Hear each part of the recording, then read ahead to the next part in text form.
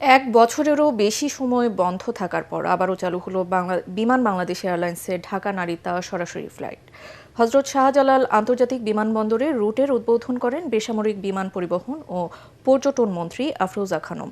Dhaka Narita flight চালুর মধ্য দিয়ে বাংলাদেশ ও জাপানের মধ্যে বিনিয়োগ, বাণিজ্য, শিক্ষা ও জনসম্পর্ক আরও শক্তিশালী হবে, এমনটাই আশা সংশ্লিষ্টদের।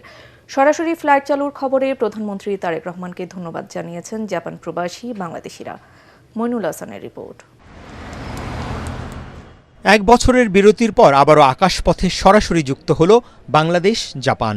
রোববার মধ্যরাতে হজরত শাহজালাল আন্তর্জাতিক বিমানবন্দরে বিমান বাংলাদেশ এয়ারলাইন্সের ঢাকা নারিতা সরাসরি রুটের উদ্বোধন করেন বেসামরিক বিমান পরিবহন ও পর্যটন মন্ত্রী, প্রতিমন্ত্রী সহ অতিথিরা। মন্ত্রী আফরোজা খানম আশা প্রকাশ করেন এর মধ্য দিয়ে দুদেশের সম্পর্কের নতুন সম্ভাবনার দ্বার উন্মোচন হবে। তিনি জানান, প্রধানমন্ত্রী তারেক রহমানের নির্দেশে চালু হওয়া এই রুটের ফ্লাইট এখন থেকে সচল থাকবে। শুধু একটি পরিবহন সেবা নয়, বরং দুই দেশের অর্থনৈতিক সম্পর্কের একটি অপরিহার্য অবকাঠামো।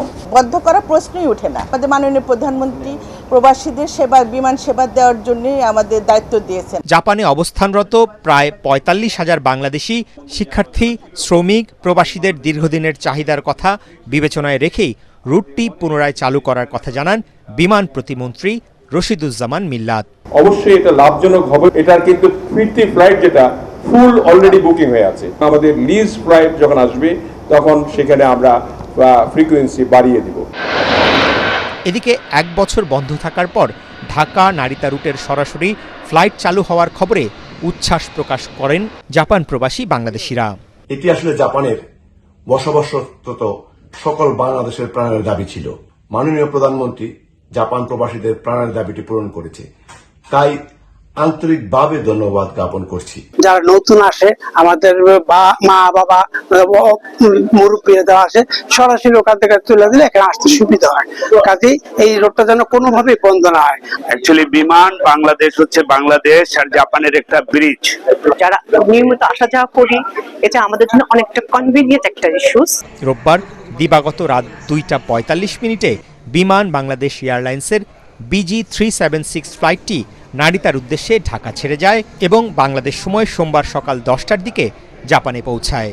ঢাকা নারিতা ফ্লাইটকে প্রবাসী বাংলাদেশিরা বাংলাদেশের জন্য একটি বড় ব্র্যান্ডিং হিসেবে দেখছেন। তাই তাদের দাবি, যে কোনো পরিস্থিতিতে হোক এই ফ্লাইট যাতে, অর্থাৎ ঢাকা থেকে সরাসরি জাপান যে ফ্লাইট রয়েছে বিমান বাংলাদেশের, সেটি যাতে সচল থাকে। Mainul Hasan, ATN Bangla, Tokyo, Japan.